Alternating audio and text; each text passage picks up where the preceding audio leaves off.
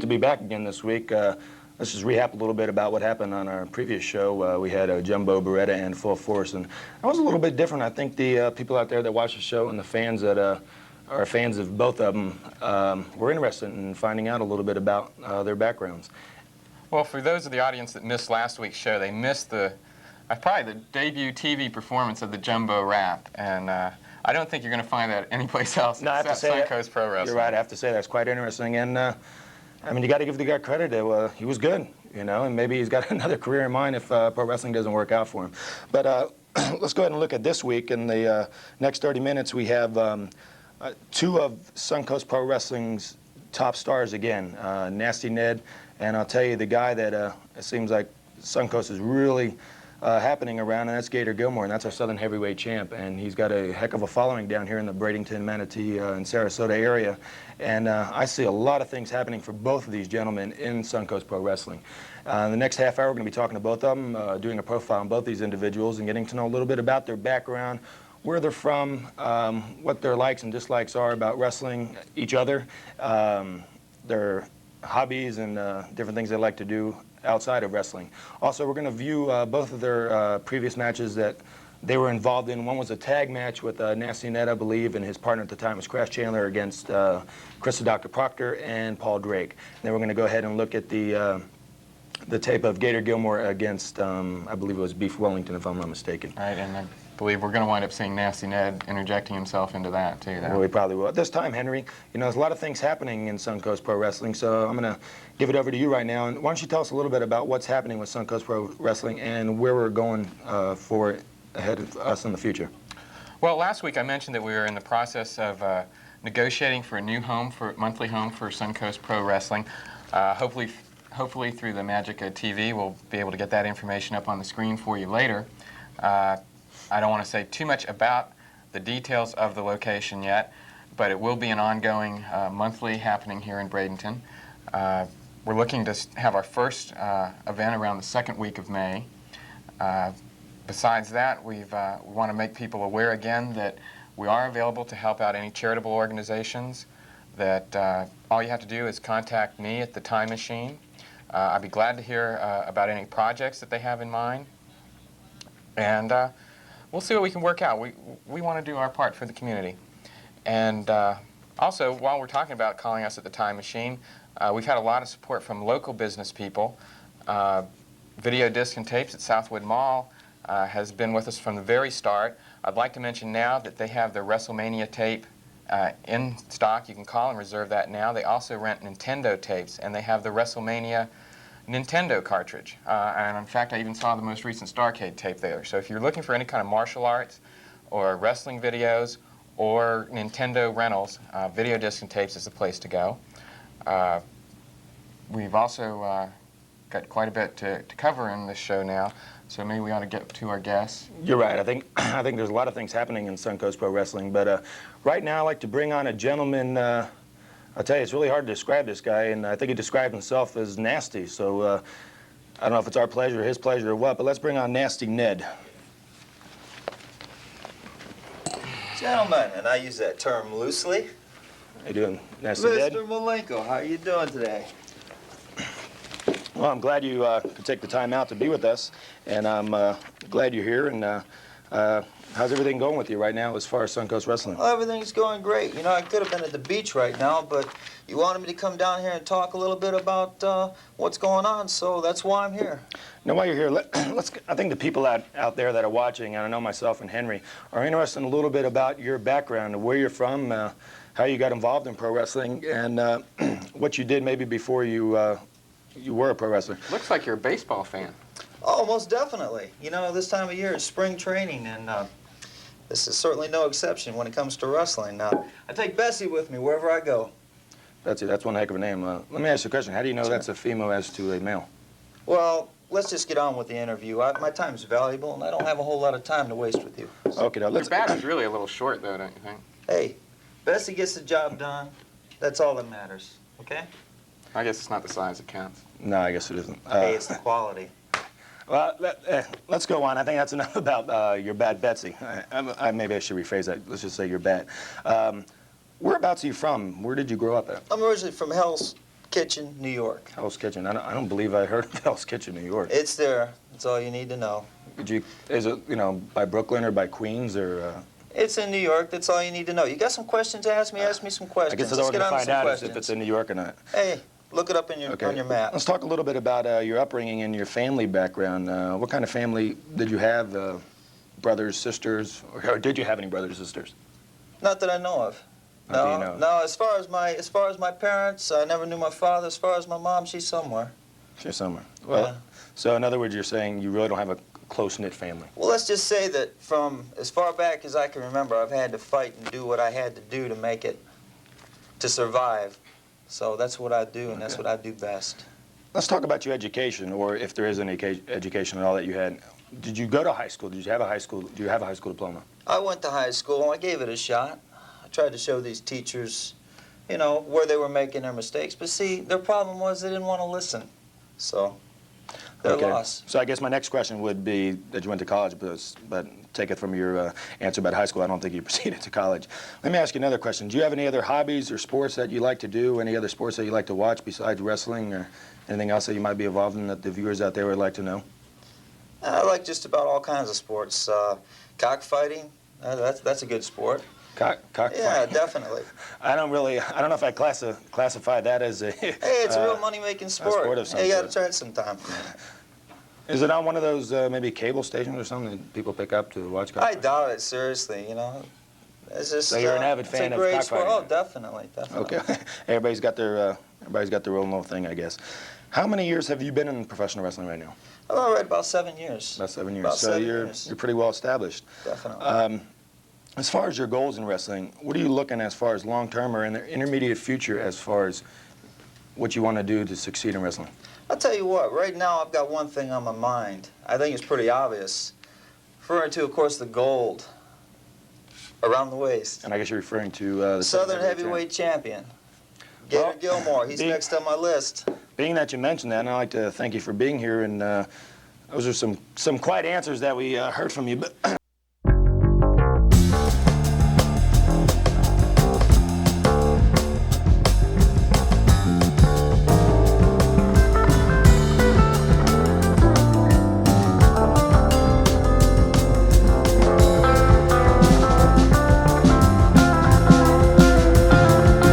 with Nasty Ned, and kind of do the same for you. Let's find a little bit about your background and where you were brought up, and your surroundings, and maybe your education, and where you're at, and how you got to be where you're at right now. And that's holding that beautiful belt that I see that you brought with you, your Southern Heavyweight Championship belt.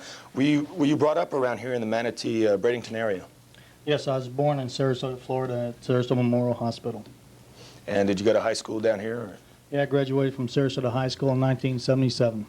So I guess you didn't know full force then. No, I didn't have the quite pleasure of meeting him at that time. That'd have been really something, you know, both of you going to the same high school if you'd, you know, but I guess there's an age difference. Did you pursue a college career after high school, or what did you exactly do after that? And let me ask you, while you were in high school, did you do any wrestling at all, or is pro wrestling something that you've always wanted to do? Yeah, I started wrestling when I was in 10th grade, and I also played varsity football 3 years. I'll tell you, you know, I've watched you in the ring several times, and you're real athletic, and you got a lot of things in your favor. As far as like weekend things and special things you like to do, as far as your hobbies, what do you do to pass the time away besides, you know, wrestling or watching wrestling or keeping in shape for wrestling? Most of the time I work out at Gold's Gym here in Bradenton. Go to the beaches, just mostly train and get prepared They do for all got my some, matches. excuse me, they do got some beautiful beaches down here in Yes, the they do. Suncoast area. Coquina, Siesta Key, and Sarasota. Yeah. Dean, if I can interrupt, I think he's a little too humble to mention it, but he's very active in community organizations. He was very instrumental in doing the Valerie Tokajer wrestling benefits, and I don't know if he wants to have that mentioned or not, but I'd like the people out there in our audience to know about it. And Well, I'm glad you brought that up, Henry, because it passed my mind there. Being that Henry brought that up, Gator, you know, a lot of people out there, being part of a champion is being a champion of the people and doing things for your community. And maybe you could tell us a little bit about what you did for Valerie and her family.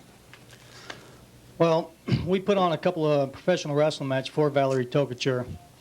All three of them went really good.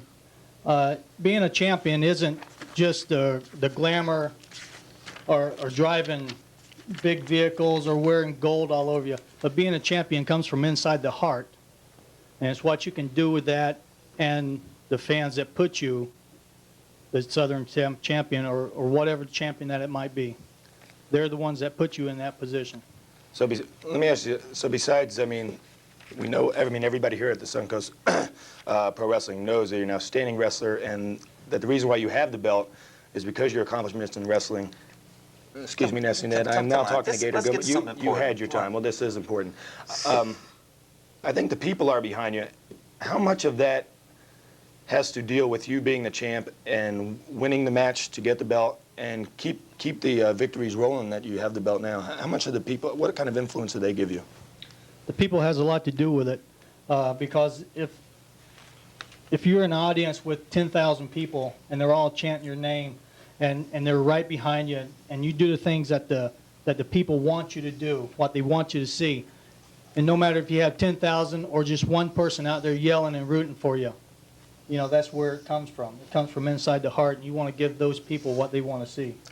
I'll tell you, I think you're right. I think the people out there and the fans, I know when I wrestled and at certain times during a match, when I was down or I wasn't particularly up for that match, I know when I hear the voices and the screaming of the people, that adrenaline, something happens in your body where, I mean, you can really be down and just about ready to really take a pinfall, and just something happens deep inside where you know you really want to keep that belt or win that match. I'll tell you, I appreciate your time here, and I appreciate you coming down. I know the people are. Let's break right now. We're going to come back and check out both of these gentlemen's previous matches. So we'll be right back right after this break.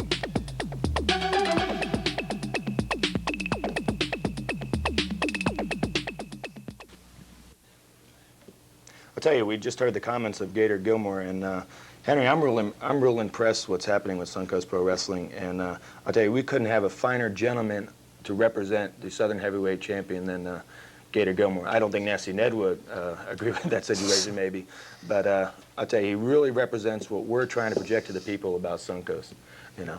And at this time, Nasty Ned, what I'd like to do is let's go back a couple weeks ago, and let's look back at that tag match that you were in with, I believe your partner was Crash Chandler, and you were against the opponents of Dr. Proctor and Paul Drake. So if you liked, I'd like to hear your comments and your opinions on what happened. So if our director would go ahead and play the tape, we're going to take a look at it, and we'll comment on what happened.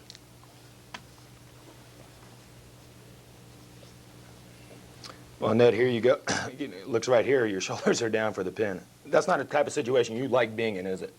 Definitely not. I'm not even used to being in that position. What would you call that right there, Ned? That's what I call the attitude adjuster. Oh, the attitude adjuster. You might say he was a little too high on his horse.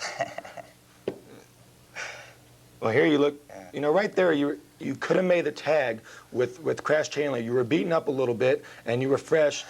You chose not to make the tag. Why was that? You see what's happening right there? That's the reason why, man. I'm having fun. Yeah, but at the same time, let me tell you something. It's a tag team match. Both gentlemen are supposed to be involved in the match. You have a fresh gentleman that's outside of the ring. Why didn't you make the tag? I'll tell you what. You watch the rest of the match, and you'll understand perfectly clear why. Okay, here we see Nasty Ned in action. He's got Paul Drake by the hair. There's I guess, little fingers to that. Are you a fan of the Three Stooges? Or? Oh, most definitely. Most definitely. Now here, after you got Paul Drake going, now you decide to make the tag. Why is it now that you decide to make the tag after you've already reaped all the glory, so to speak, and then you've already beaten on Paul Drake here? Well, let's just say he needed to be wore down a little bit, and nobody does it better. So you don't think Crash Chandler could have handled that situation? Well, you took it upon yourself to...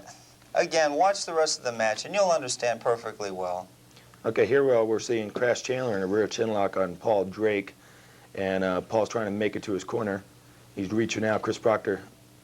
And there's Nasty Ned. Nasty, what are you saying across the ring there? The other guy, you know, across the ring, man, he keeps cheating. He keeps trying to come into the ring, and I just got to make the referee. Apparently, he's blind. He don't see what's going on. I try to let him know. Excuse me one second. Let me ask you a question. What do you feel about young ladies coming up to ringside there and walking these gentlemen to the ring? What's your views on that? Not a whole lot. I mean, why come to the match to see that? You can see that on any street, you know.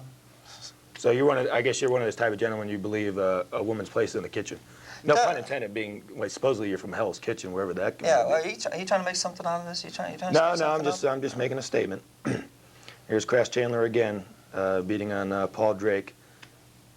There you go, putting your foot up Crash there. Chandler is a very big man. It Yeah, seems he like is. he's effective in this situation. Well, let me tell you something. Size isn't everything. I may not be the biggest wrestler myself, but I'll tell you what, when it comes to getting the job done, I know just what to do. Let me ask you another question. Right here, you're in the ring with the... See what I mean? What did I tell you? The man's in the ring has no business being in there. Going back to what I was going to ask you before, you're in the ring now. Where do you put Betsy while all this is going on? Where's Betsy at? Betsy's usually hanging around, like on the nearest corner. Nearest corner. Nearest corner. For what? I mean, what would be the reason for you bringing a bat to the ring? Don't you feel you're capable enough with your own talent to beat an opponent? Well, you got to look at the nature of a lot of your opponents, and it just seems like every time I get into the ring, these guys want to break the rules. They want to cheat. So it's called an equalizer. Oh, so you feel... A personal memento. Actually, this bat was given to me by Babe Ruth. It's a personal Babe memento, Ruth. definitely. So I guess you and the Babe are really close, being from New Oh, York. well, and we everything. were at one time, you know, but, you know, He he's must have gone been now. quite old when you were a young lad. Well, yeah, something like that. But look here now. He's using a closed fist. He's fighting illegal. Look at this now.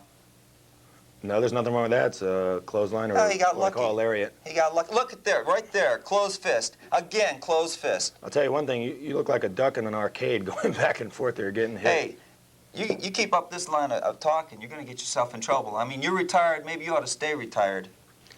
Let's just watch the match and keep our comments to ourselves if we could. What was the problem there? It looked like a little attitude adjustment on Yeah. his part. Well, you see, Right. what I was doing was I was getting over to tag my partner. See, he comes in the So ring. in times of need, I guess it's okay to tag your partner. But when you're getting the glory, so to speak, and you're in the ring and you're beating up on your opponent, it's okay for you to stay in there. But it's No, it's just a sense of fair play. I felt that it was time for this guy to get into the ring. Now, it looks and, like you're double teaming on him right there. Now look, I'm telling the referee, look at this guy. He comes in, Chris Proctor, look at this. He comes in the ring, and look what he's doing. Has no business being in the ring. okay. Well, here you come in. Now it's all four of you in the ring. Right Well, now. I mean, that's fair. I mean, you know, 2-on-1, that Yeah, doesn't really seem fair. no, you're So right. my first objective, since the referee can't do his job, my first objective is to restore order. You're right about that. I can't argue that case. I mean, 2-on-1. it Now, you're brings you- restoring order outside the ring? Is that what you're Well, yeah, something like that, you know. There's Crash Chandler and Chris Proctor going at it inside the ring. I mean, was that really call for that you had to slam your opponent? It looked like he was worn down as it is. That's just, I guess, another adjustment, so we say. Well, you might say that, you know, it saves him from having to go to the chiropractor, you know. Well, I know maybe we his couldn't see that spinal because cord. your face is in the way there at the bottom portion of the screen, but you got rammed into the pole there. There you are lying on the ground.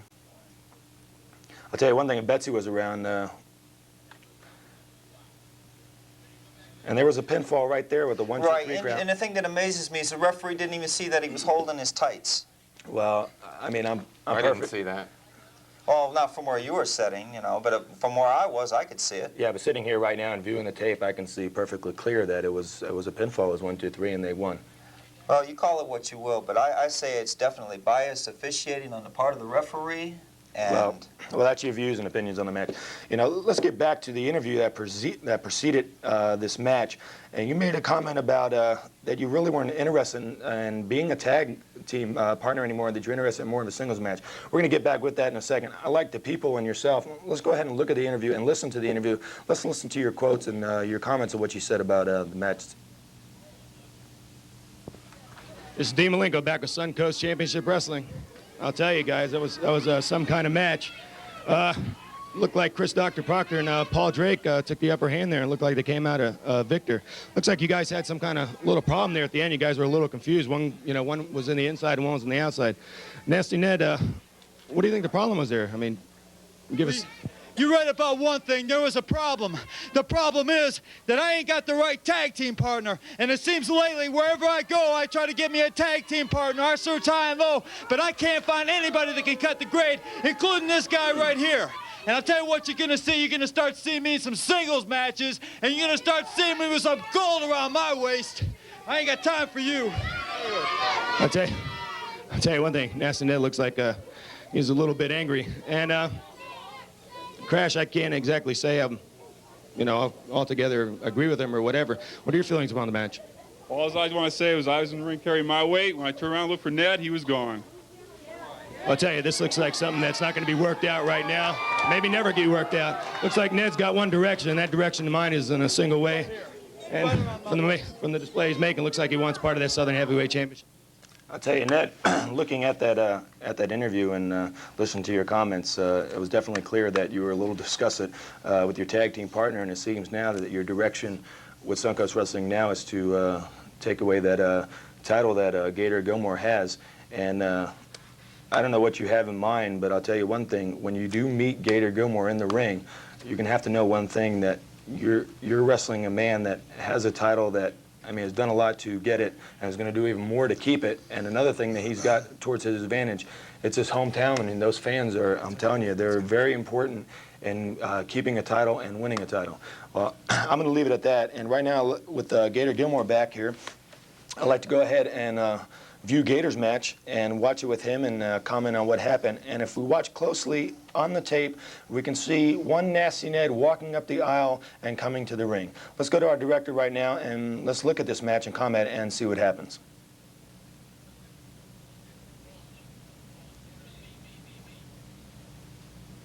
Well, right here, Gator, we can see Nasty Ned coming. I don't think you can see him yet because your back was turned to him. When you first caught a glimpse of Nasty Ned walking up to ringside, what was your first impression of that? Well, at this point here, Mr. Malenko, I really couldn't tell what was going on because I just got hit with that tremendous flying tackle of Beef Wellington. After I did get my senses back, I kind of caught him at a glimpse of my eye, and I knew I had to keep my mind on the match itself and not worry about him at the time. But when you saw him, you had to have some kind of concern running through your mind that there was another gentleman on the outside that could be involved in somewhat of the match, and which he was towards the end of the match, and we'll see that very shortly. Okay, as we're looking now, it looks like one Beef Wellington's got a vicious boot right there to the face. Right here, it looks like he's taking over on the match, and you're trying to get your wits about yourself. What's going through your mind right here, seeing that maybe that belt could slip away from your waist and someone else could be wearing it? What's going on through your mind right here at this point of the match? Well, Dean, most important thing I was thinking about is making my comeback and hoping that Nasty Ned wouldn't interfere in the match, which he did, which we'll see later on. Excuse me, but right here, Gator, you can see your comeback and a beautiful one at that, and a beautiful body slam, and you're back. Still, I mean, looking at the tape now, you're seeing Nasty Ned. You still have to be concerned why this guy came up to ringside. I don't know what's he there for. And there, Beef Wellington, after you had a headlock, he shoots you into the referee, Frankie Reyes, and Frankie Reyes is down on the mat at this time. Here you are coming up behind, excuse me, Beef Wellington come out in a full Nelson. Now here's Nasty Ned with Betsy. And I don't know what happened there. It looked like Beef Wellington wasn't strong enough maybe to hold you or whatever. And you slipped down. Nasty Ned hits Beef Wellington, and there you go with your finishing move there.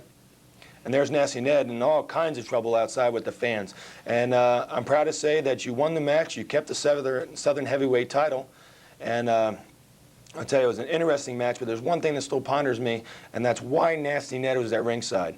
Maybe when we get back to Nasty Ned, we can ask him those questions and maybe find out what's going on. And we're going to look towards the match you have upcoming with Nasty Ned for your Southern Heavyweight title match. Here's the end of the match in progress, still going on. Nasty Ned comes in and using Betsy with blows to the midsection there, and here comes the... Do you have any explanation of that, Ned?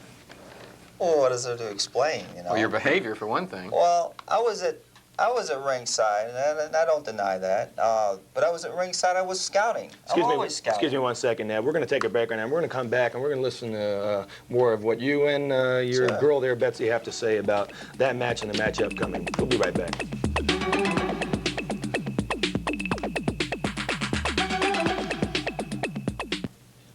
I'll tell you, watching that tape, Gator, we saw a lot of things happening, and a lot of things that I'm not real sure of, and hopefully they'll get solved.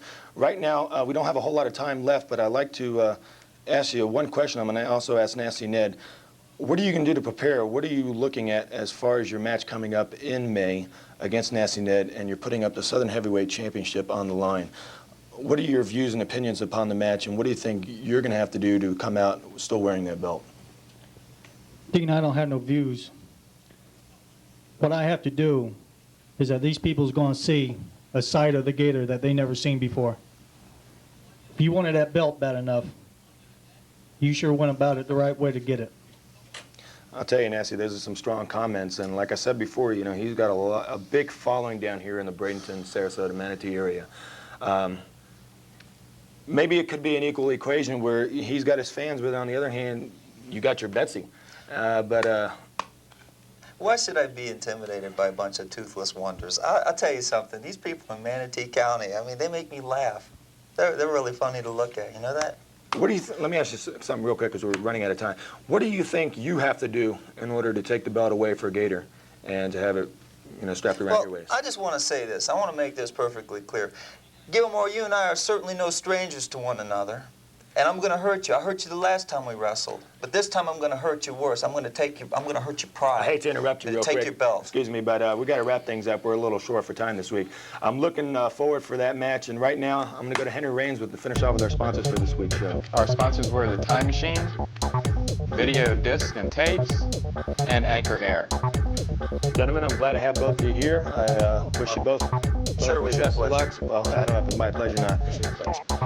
Well, that's whatever. But next week, we're going to have another show for you, another exciting show.